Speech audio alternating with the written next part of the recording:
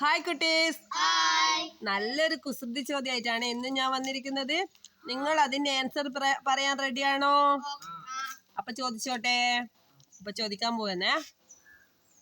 മതിലുകളിൽ പരസ്യം പതിക്കരുത് എന്ന് എഴുതിയത് എന്തുകൊണ്ട്? മതിലിന്റെ മേലെ നമ്മൾ എഴുതിയിട്ട് കാണുന്നില്ലേ, പരസ്യം പതിക്കരുത് എന്ന്. അത് എഴുതിയത് എന്തുകൊണ്ട്? അല്ല, കുസൃതി ആൻസറാ. മതിലുകളിൽ പരസ്യം പതിക്കരുത് എന്ന് എഴുതിയത് എന്തുകൊണ്ട്? അല്ല, കണ്ണുകൊണ്ട് എഴുതുക അല്ല. നിവാൻ പോരട്ടെ.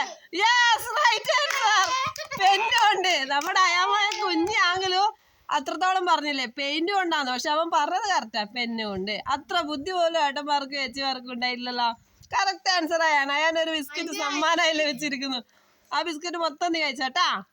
By bye. അതാ ആൻസർ.